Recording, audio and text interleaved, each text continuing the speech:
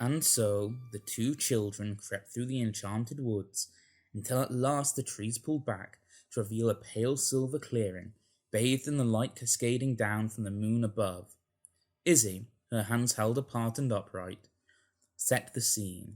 She paused for a moment to cast a furtive glance in the direction of her audience. She needn't have worried. Both of the Earl's children were rapt with attention, waiting for their troubadour to continue the fairy tale. "What do you imagine was in the clearing?" she demanded of them. "A troll!" shouted Kay. "A unicorn?" pleaded Roderick. Izzy pretended to look shocked. "You're both right," she proclaimed.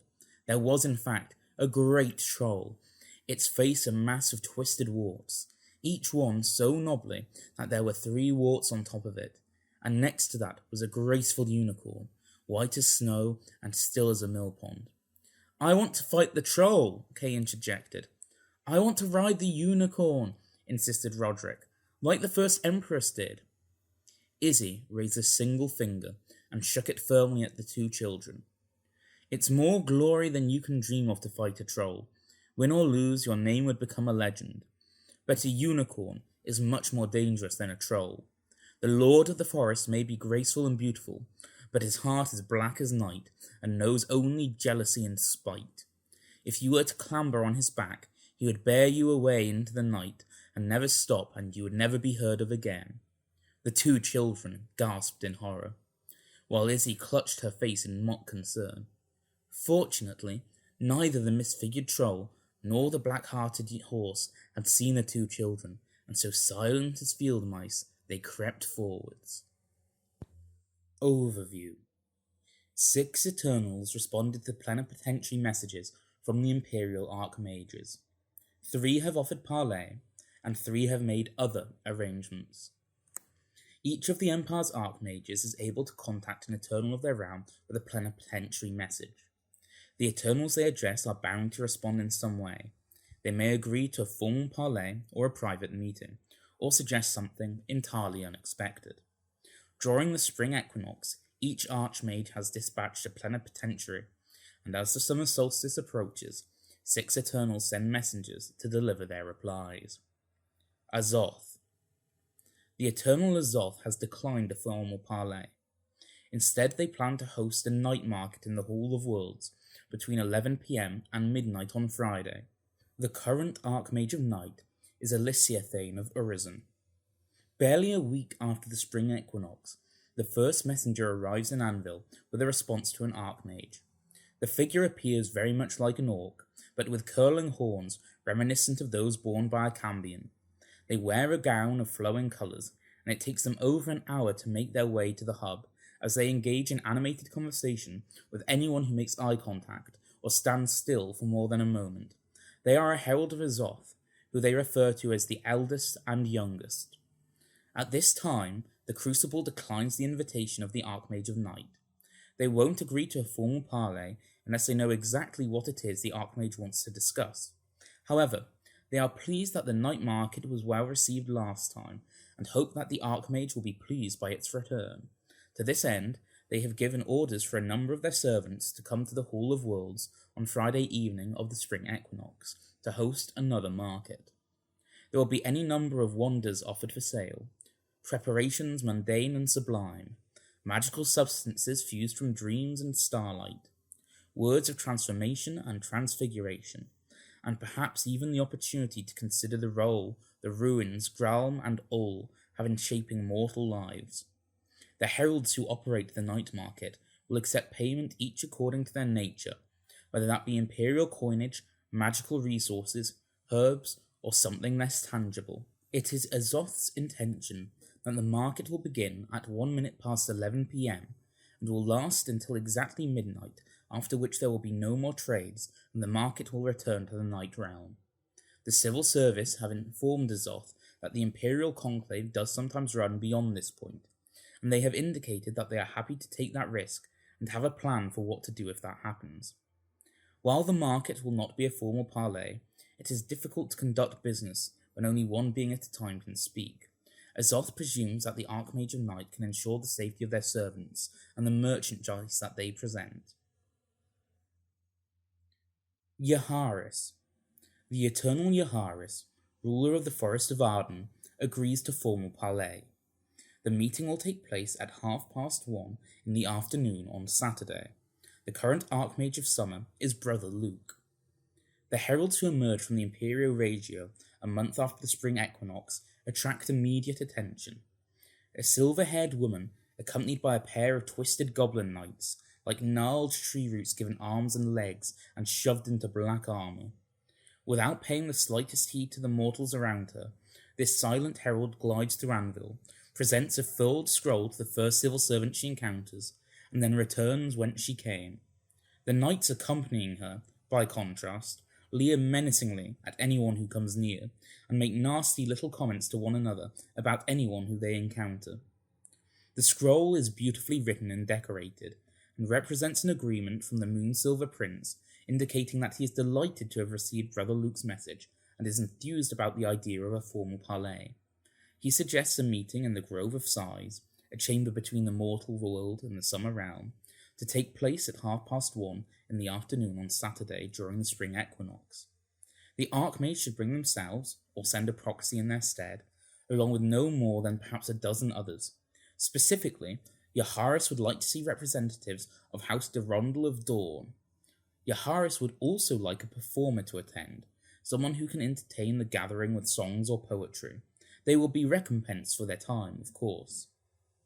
Topics under discussion will include the challenge of the summer tourney, the hand of Damon and the Iron Confederacy, the nature of that most hateful of bitter queens, relations between the Summer Realm and the Empire, with particular reference to friendship and patronage, which enemy of the Empire poses the greatest threat to their sovereignty, and the minor matter of resolving business with a certain Eternal who has apparently tormented the Shattered Tower over the years. Roshanwe.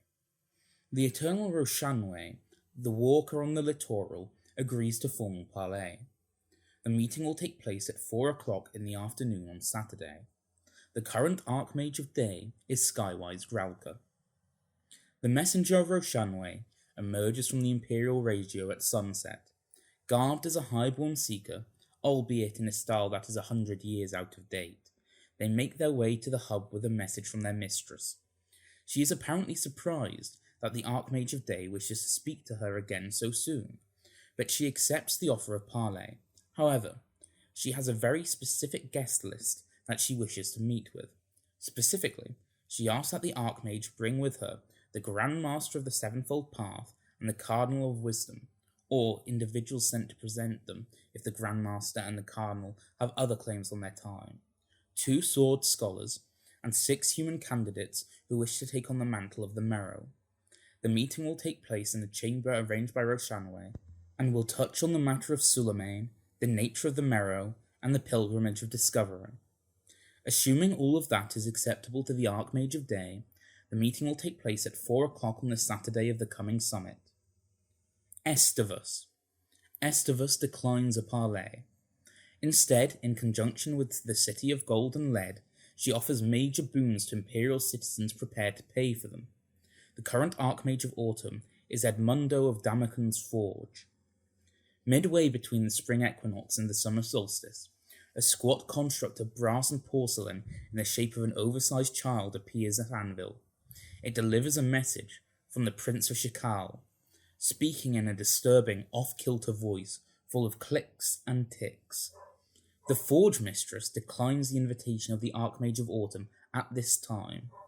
They are explicit that the towers of Kalks and Coombe do not possess the ability to support coastal fortresses. His other request piques the interest of the Eternal. They are not prepared to provide the specific magical aid he has requested, but the Bronze Artisan will offer aid in a similar vein. Inspired by the Archmage's request, the Hammer of Fire and Stone has agreed terms with the City of Gold and Lead, and during the coming solstice offers the following bargains. In each case, the bargain is steeled using the Ephesus scale ritual. Along with the materials, the magicians must include a Lan ruin to indicate they wish to trade with Estavus. In return, Estavus will provide a single mystic scroll, a piece of metallic parchment that will allow up to a dozen magicians who study it to master the ritual knowledge it contains before the magic fades. The herald warns that the scrolls will lose their enchantment by the end of the summit, so they must be used before then. The first bargain is a ritual named Ramparts of Ashlar that will enchant an existing region containing a fortification. The effective strength of the target fortification is increased by 3,000. It is of magnitude 150, and it has an assurance. It ceases to function if a servant of the Empire ever refuses a lawful demand of the brass magistrates. 1 mystic scroll will be delivered as payment for each Ephesus scale that contains the Ruin of Lan and 300 ingots of Tempest Jade. The second bargain is a ritual named Hammers of Fury that will place an enchantment on the forges, foundries, and smithies throughout the territory. These sites will be infused with the heat of Shikal's forges and able to forge the arms and armor needed to equip an army with supernatural speed. This will reduce the time needed to muster armies in the territory by 1 season. Mines throughout the territory will see their production of metals reduced by 2 ingots, but will each gain 1 pouch of warm ashes in its place. It is of magnitude 80, and it has an assurance. It will only function so long as the Empire possesses a working ruin forge. The Mystic Scroll will be delivered as payment for each Ephesus scale that contains the Ruin of Lan and 300 ingots of Welt silver. The third bargain is a ritual named Machines of Destruction that calls the Minotaurs of Shikal to emerge from the Autumn Realm dragging immense siege weapons, bronze onagers and trebuchets, brass battering rams and siege towers, and mithril ladders. The Minotaurs will fight alongside an army on campaign, allowing them to issue the Storm the Walls order. This ritual is magnitude 135, and it has an assurance. It ceases to function if Estivus is ever placed under enmity by the Imperial Conclave. The Mystic Scroll will be delivered as payment for any Ephesus scales that contain the Ruin of Lan and 300 ingots of orichalcum. The fourth bargain is a ritual named Accoutrement of War that calls forth heralds from the towers of Kaltz and Kuhn, bearing arms and armor fashioned in the heart of a volcano. These brass armaments gleam with an inner fire and will provide a powerful boost to any military unit that is supporting an Imperial army before they lose their inner fire after a season of campaigning. This temporary bonus increases the effective fighting force of the unit by 100, the equivalent of 5 normal upgrades. If instead the unit takes the paid work action, they will receive 12 random ingots of metal in addition to their normal returns. This ritual is magnitude 20, and it has an assurance. It ceases to function if the Empire ever breaches the terms of parley with an Autumn Eternal. The Mystic Scroll will be delivered as payment for any Ephesus scales that contain the Ruin of Lan and 75 ingots of green iron. The final bargain is open-ended. For the duration of the summer solstice, any Imperial magicians who include the Ruin Lan in a box of forest materials will receive from Estivus' forge 2 pouches of warm ashes for every 10 measures they provide. There are 50 pouches of warm ashes available, and once they are gone, the materials will be returned. Having delivered the message, the herald departs, leaving behind only a square piece of metallic paper with the details of the bargains written on it. Tharim. The bound king has agreed to parley during the summer solstice. The parley will take place in a chamber at 10 o'clock on Saturday evening. The current Archmage of Winter is Amatius of Urizen. The Herald of Tharim, who brings a response to the Archmage of Winter's plenipotentiary, is a hulking figure, bound in chains and laden down with boulders and iron balls. They speak in a croaking, sibilant voice as they acknowledge the respectful tone of the Archmage's missive. In return, Tharim agrees to a parley, in a chamber his servants will prepare. Tharim will be available at 10 o'clock Saturday evening.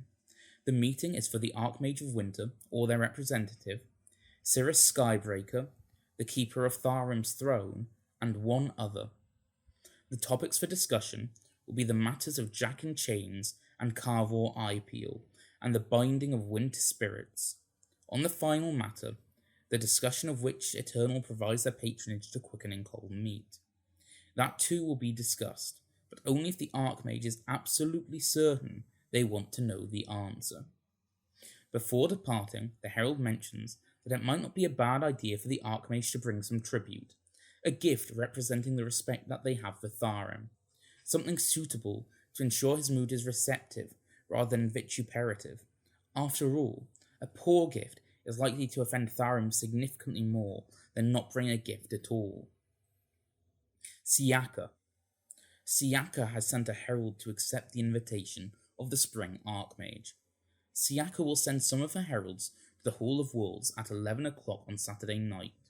However, before there can be any discussion, the Empire must prove its strength by defeating the favoured of Siaka.